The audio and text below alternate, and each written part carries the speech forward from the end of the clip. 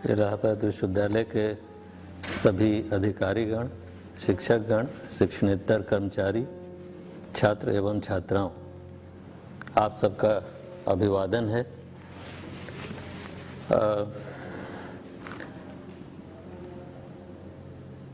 हमें पूरा विश्वास है कि आप सभी अपने परिवारजनों के साथ स्वस्थ एवं सुरक्षित होंगे। कोरोना महामारी ने हमें ही नहीं पूरे विश्व को अपने चपेट में ले रखा है। जब से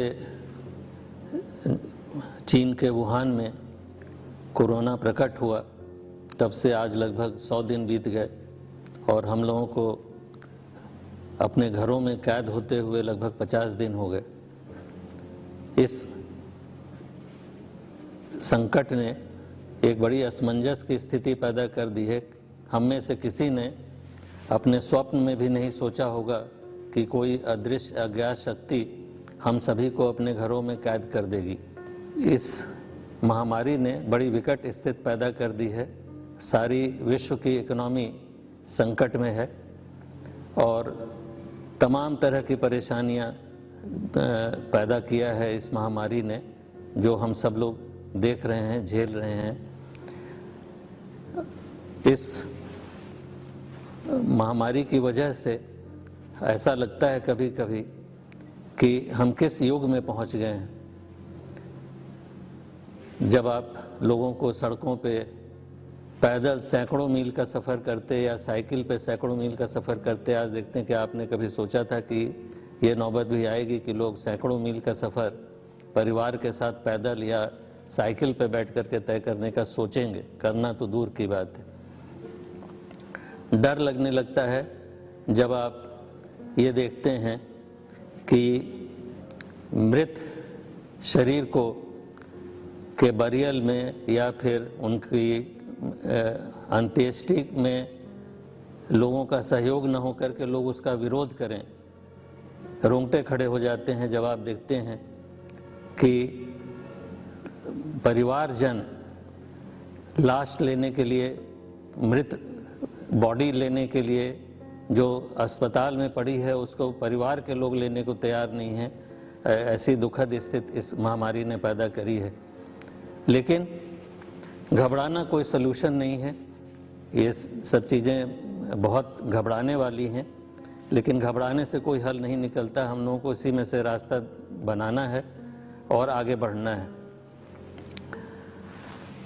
हमारे प्रधानमंत्री जी ने केवल दुनिया को यही नहीं दिखाया कि हम वसुधैव कुटुंबकम की बात करते हैं।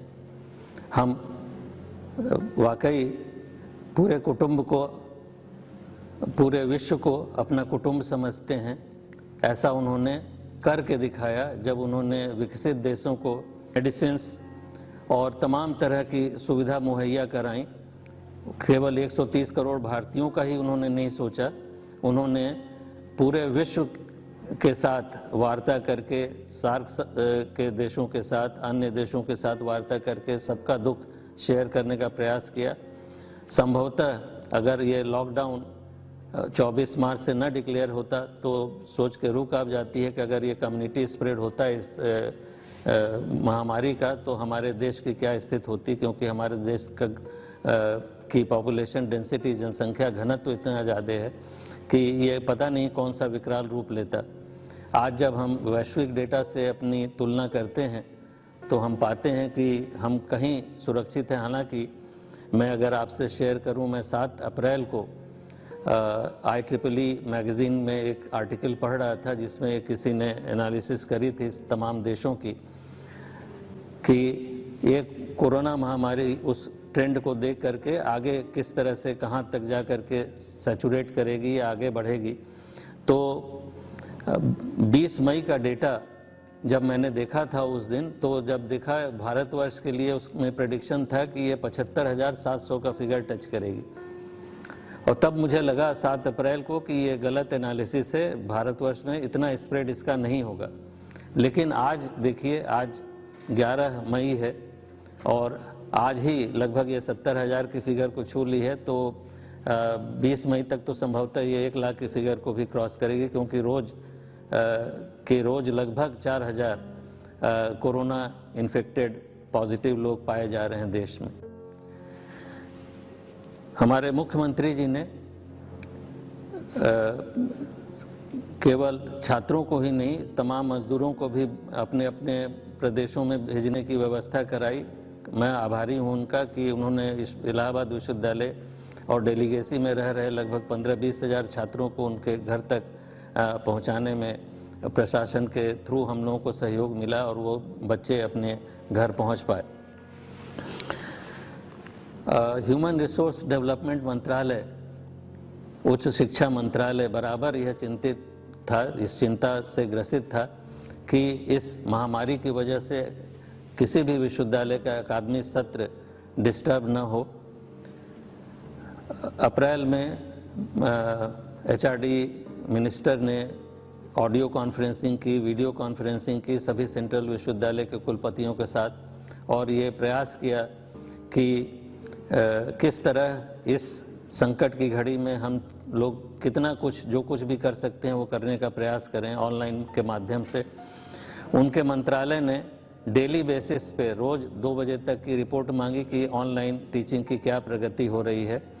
तो ये सेंसिटिवनेस ये दिखाती है कि सबका ये कंसर्न था कि महामारी में तो हमें सोशल डिस्टेंसिंग और ये सब का ध्यान रखना है और सभी चीज़ें बंद हैं, लेकिन उस बंद माहौल में भी हम शिक्षा किस तरह कंटिन्यू कर सकते हैं, ये प्रयास करना हम लोगों का एक तरह से धर्म बन गया। जहाँ तक ऑनलाइन कोर्सेज का सवाल है, इस महामारी ने तो कैटलिस्ट का काम किया है।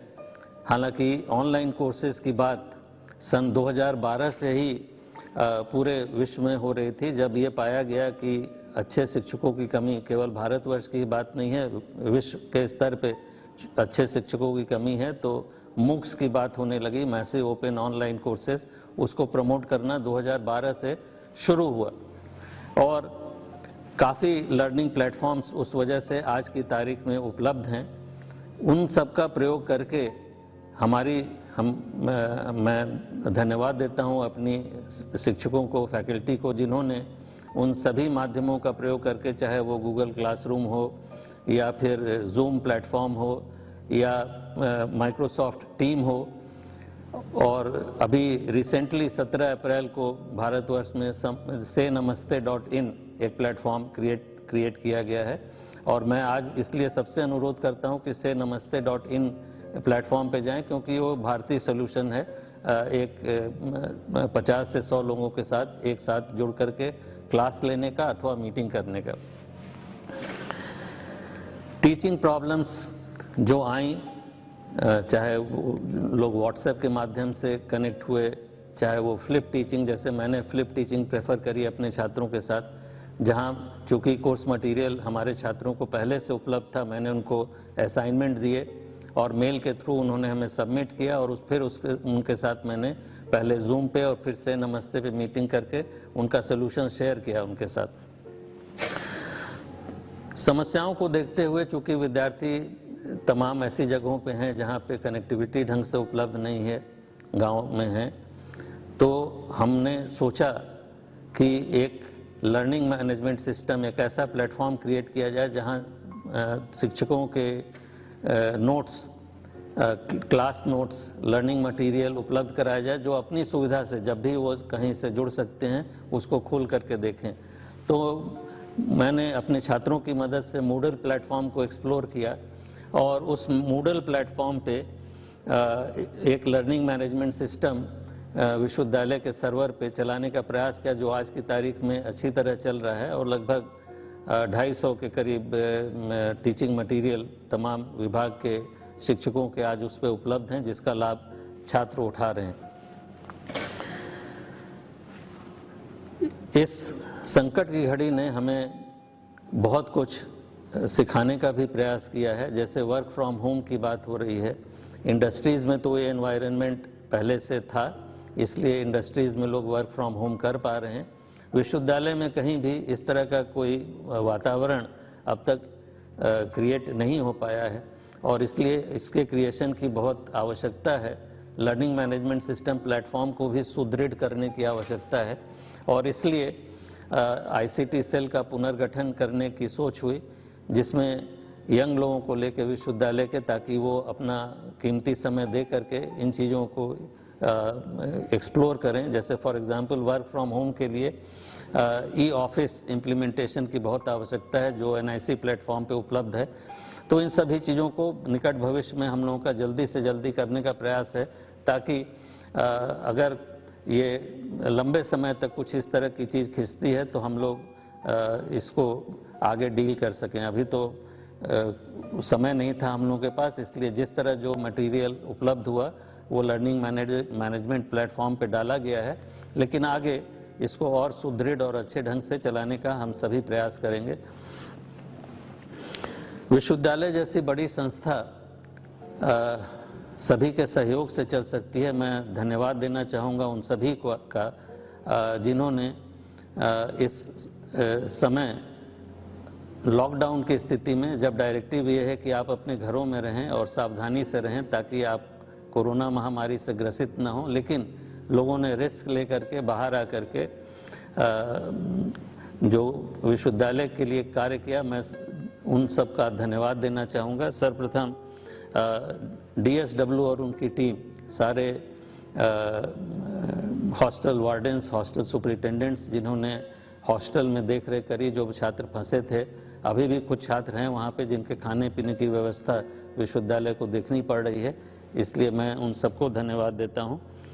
टीचर्स को, शिक्षकों को खास धन्यवाद, क्योंकि उन्होंने जो कई लोग ऐसे थे जिनको इस माध्यम से पहले अनुभव नहीं था टीचिंग करने का, लेकिन उन्होंने भी इसको एज ए चैलेंज लिया और ऑनलाइन माध्यम से जिस भी तरह से कर सकते थे उन्होंने टीचिंग करके और लगभग अपना कोर्स कंप्लीट करने का प्रयास किया। मैं उन सबका आभारी हूँ।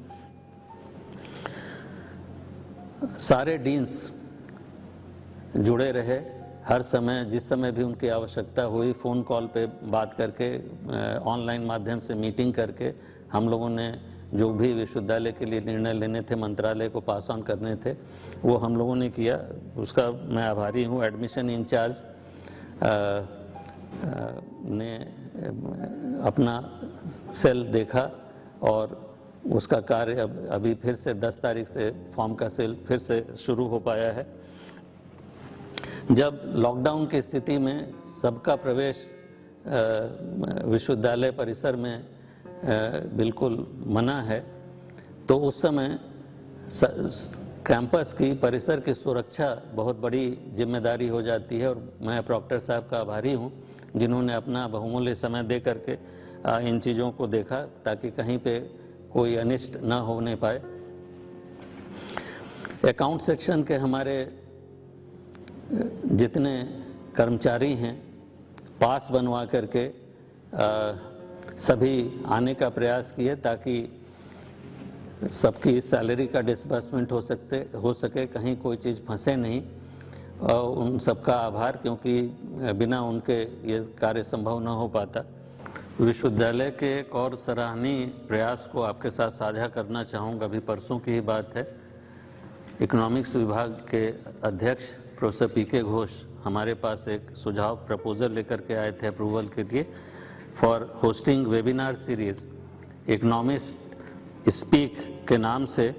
उन्होंने post covid Indian economy challenges and possibilities पे एक वेबिनार सीरीज़ का आयोजन किया है, जो अपने घर से वो करेंगे और इस तरह की सीरीज़ को और आगे कंटिन्यू करने का उनका प्रयास है, जिसमें रिनाउंड स्पीकर्स, अभी जो पहला उनका है 11 मई को, जो आज की तारीख में है, उन्होंने प्रोफेसर सुधाकर पांडा का लेक्चर रखा है और ये फ्री वेबिनार सीरीज़ है। आजकल इस तरह के बहुत वेबिनार्स फ्री में, ये एक कोरोना का मैं कहूँगा पॉजिटिव इफेक्ट है, एस्पेक्ट है। कई वेबिनार सीरीज़ हमने IEEE ACM पे खुद अटेंड किए हैं और लाभप्रद जानकारियाँ मिली हैं।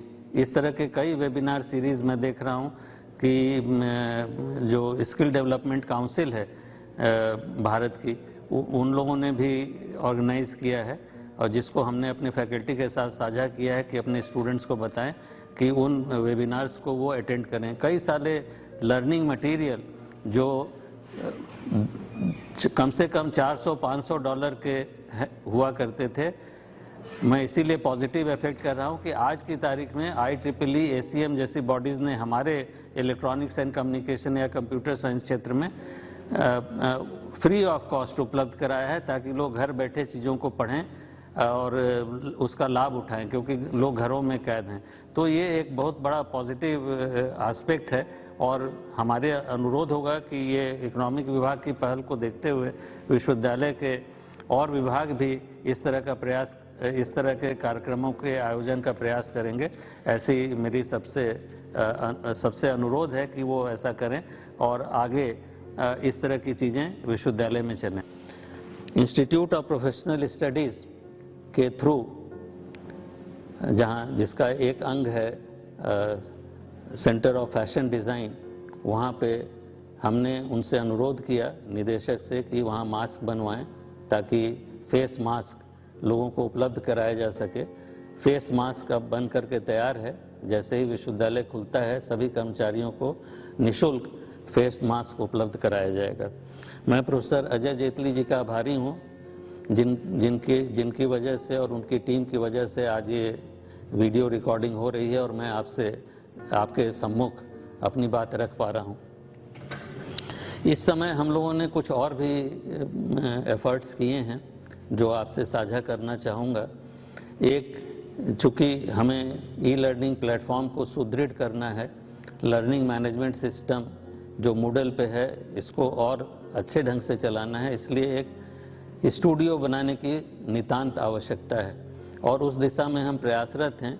अगले 2 माह में, जैसे ही लॉकडाउन हटता है उसके 2 माह के अंदर एक स्टूडियो तैयार हो जाएगा और उसके ढंग से जैसे ही कार्य करना शुरू होगा एक और स्टूडियो साइंस फैकल्टी में लगाने की सोच है, जिसके लिए ऑलरेडी सब प्लान तैयार है। फरवरी माह में MHRD ने एक पत्र भेज करके अनुरोध किया था कि विश्वविद्यालय centre of vocational education and skill development को खोलने का प्रयास करे, जहां पोटेंशियल स्किल सेट छात्रों को उपलब्ध कराया जाए, जिससे कि एंटरप्रेन्योरशिप की तरफ उनका रुझान हो, वो जॉब खोजें नहीं, वो जॉब प्रोवाइडर बन सकें। तो इसलिए इसको जुलाई के महीने में जब सेटअप हो जाएगा तो 2 स्किल सेट पे विद्यार्थियों को कोर्स दे करके चलाने की सोच है, ताकि एक फ्लैगशिप प्रोग्राम की तरह वो विश्वविद्यालय प्रोजेक्ट कर सके और उसके बाद फिर हम लोग और स्किल सेट्स को इनकॉर्पोरेट कर सकते हैं, जो भी सुझाव लोगों के आएंगे। कि पोस्ट कोरोना पीरियड भी कोई बहुत आसान पीरियड होगा। जब ये लॉकडाउन हटेगा उसके बाद भी मुझे नहीं लगता कि हम लोग जो जिस तरह का नॉर्मल जीवन मार्च से पहले व्यतीत कर रहे थे वो करने की दशा में होंगे। हमें कुछ चीज़ों को अपना, जैसे फॉर एग्ज़ाम्पल फेस मास्क है, ये तो ड्रेस कोड का मुझे लगता है पार्ट हो जाएगा, और सोशल डिस्टेंसिंग अगले 6 महीने 1 साल तक तो निश्चित ही उसका हम लोगों को ध्यान रखना पड़ेगा। इसलिए एक बड़ा चैलेंज है। अगले सत्र में भी मुझे नहीं लगता कि हम सभी जानते हैं एज ए शिक्षक कि फेस टू फेस टीचिंग और चॉक एंड टॉक का कोई रिप्लेसमेंट नहीं है, चाहे आप जितना गूगल गुरु की बात करें। लेकिन मजबूरी है। संभवतः जैसा मुझे लग रहा है, जब हम सोशल डिस्टेंसिंग की बात करेंगे तो तमाम क्लासेस में उसको ऑब्ज़र्व कर पाना मेरी समझ से बड़ा डिफ़िकल्ट होगा। इसलिए इट्स ए बिग चैलेंज कि हम लोग अगर फेस टू फेस टीचिंग की बात करेंगे तो उसको विश्वविद्यालय में किस तरह इम्प्लीमेंट कर पाएंगे, और अगर नहीं हो पाएगा तो दूसरा कोई अन्य सोल्यूशन नहीं है। जिस तरह से हम लोगों ने अभी इस संकट की घड़ी में ऑनलाइन टीचिंग करी, उस तरह से हम लोगों को ऑनलाइन टीचिंग के माध्यम से ही काफ़ी कुछ कोर्स इम्पार्ट करना पड़ेगा। अभी जब एग्ज़ामिनेशन कमेटी की हम लोगों ने यूजीसी गाइडलाइन आने के बाद मीटिंग करी तो उसमें जो दिशा निर्देश दिए गए थे और ये ध्यान में रखते हुए कि 17 मई के बाद लॉकडाउन हट जाएगा, तय कर पाए कि 1 जुलाई से परीक्षा यूजी की और 15-20 दिन बाद पीजी की शुरू हो पाएगी और हम 1 सितंबर से अगला सत्र शुरू कर पाएंगे। ये सोच है, पता नहीं 17 मई बताएगी कि 17 मई के बाद क्या होगा, ये लॉकडाउन आगे बढ़ेगा या लॉकडाउन ख़त्म होगा। लेकिन हम लोगों को हमेशा पॉजिटिव सोच रखनी है, क्योंकि पॉजिटिव सोच के साथ ही हम आगे बढ़ सकते हैं। अदरवाइज़ इस कोरोना के डर ने तो कई ऐसी चीज़ें कर दी हैं, लोग इतना घबराने लगे हैं, मैं उसकी चर्चा यहाँ नहीं करना पाऊँगा, क्योंकि लोगों को, मेरी अपनी सोच है कि डरना नहीं चाहिए। जो जितना डरेगा कोरोना उसको उतनी जल्दी इन्फेक्ट करेगा, इसलिए डरने की ज़रूरत नहीं है। लेकिन हाँ, लाइटली भी नहीं लेना है इसको। हम लोगों को जितने भी दिशा निर्देश भारत सरकार की तरफ से मिल रहे हैं और अपने विवेक से सोशल डिस्टेंसिंग का यथासंभव पालन करना है, फेस मास्क हमेशा लगाना है। हाथ धुलते धुलते लोग परेशान हो गए हैं, लेकिन हाथों को धोना है ताकि आप कोरोना से बचे रहें और आपके द्वारा और कोई भी न इन्फेक्ट होने पाए। तो ये सभी हमारी समझ है कि अगर हम लोग इसका पालन करेंगे तो कोरोना हमें ग्रसित नहीं कर पाएगा और हम अपना कार्य सारी प्रिकॉशंस लेते हुए उसका अपने कार्यों का निष्पादन कर पाएंगे। आप सभी को हमारी शुभकामनाएं। धन्यवाद।